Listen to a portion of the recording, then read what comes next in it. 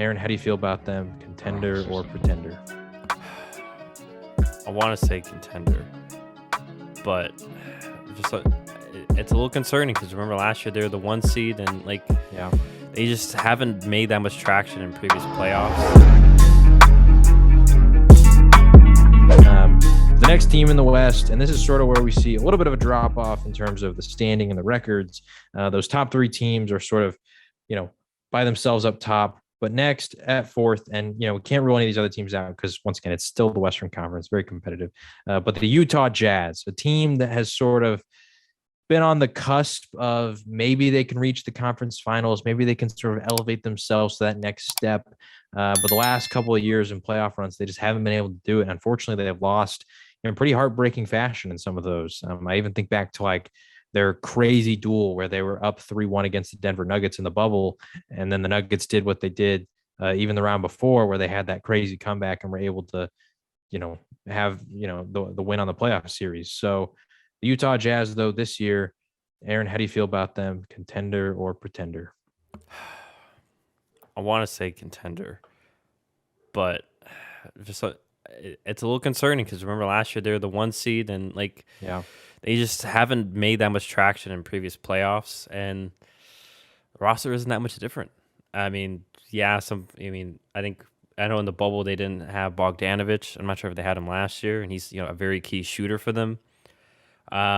So now that to be concise, I'm gonna say pretender.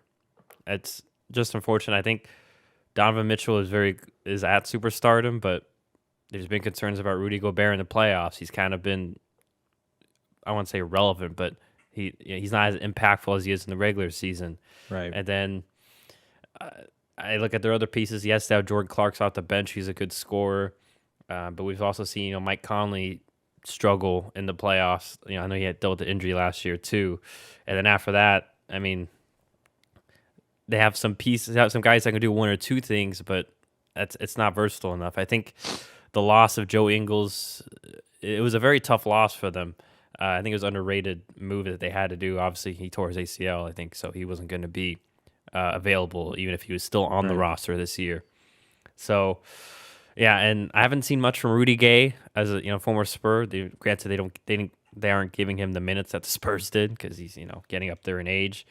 Those are reasons why I'm just kind of down on them. I'm just not sure if Donovan Mitchell isn't having a good day. Can someone else step up? Maybe Jordan Clarkson can, but other than that, who else can? Can they get a key stop? Who's going to get them that key stop if they need one? So Right. Those are my concerns for the Jazz, and that's why I don't think that they are contenders. But what about you? Yeah, I agree. I feel like the Jazz are one of the few teams in the playoffs that are just incredibly reliant on specific matchups to happen for them to win a playoff series. Because as we saw last year when they played the Clippers, and I mean that was even the Clippers to where Kawhi Leonard wasn't. Did he play any of that series? If he did, he missed at least half of it. I can't remember. I'm pretty sure he played the first two games or something like that. Anyway, he missed quite a bit of that series, and we saw that the Clippers, even without him, were still able to figure out the way to beat the Jazz, and that was simply they just ran 5 out. They went small ball. Their tallest player was I think Markieff Morris, or maybe it was Marcus Morris. I can't remember which one's on the Clippers. One of the Morris last year. twins. One of the Morris twins was their tallest player, and then after that it was just Reggie Jackson, Terrence Mann, Paul George, Luke Kennard. They just mixed in all these different guys. And they just threw everybody outside and had, different cutters and different guys driving. But that really made it difficult for Rudy Gobert to be involved on the defensive end.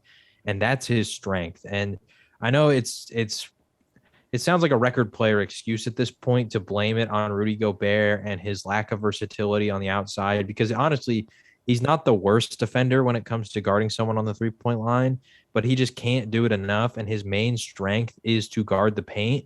That when you take him out of there, I think the Jazz defense sort of falls apart because none of their other players are necessarily great paint defenders like we've seen some of these other teams are able to do. Like even the Clippers with a Paul George or the Morris twins, whichever one was over there, or Kawhi when he's healthy. All these guys, obviously you don't want them guarding 7-footers, but against these small ball lineups, they're good enough to guard in the paint when they need to, especially when you can get some help defense. So unfortunate for the Jazz. I think, especially like you mentioned, the loss of Joe Ingles, even whether he was still on the team and injured or now that he's just gone, I think that he also provided some of that secondary playmaking that you need out of your wings that they don't really have now with Royce O'Neal, Bogdanovich. Those guys aren't necessarily great playmakers, and Joe Ingles could do that because in the playoffs, if your only guys who can really pass on the court are going to be Donovan Mitchell or Mike Conley, because even Jordan Clarkson is not necessarily a playmaker. Like he's a scorer. He sets himself up. So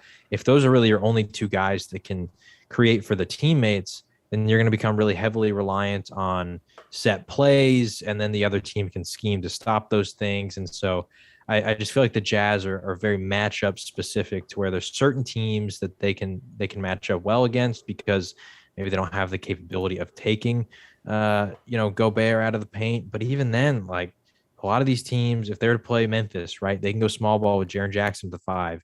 If you play Phoenix, they absolutely can go small ball at the 5 with like Torrey Craig or Jay Crowder as your small ball 5. With the Warriors, they do it all the time, right? They're the team that sort of originated it. Draymond Green at the 5. So it's tough with some of these other playoff teams that they go against. I'm not sure that they have the capability schematically based on the roster makeup to go against them. So I agree with you. I think the Jazz are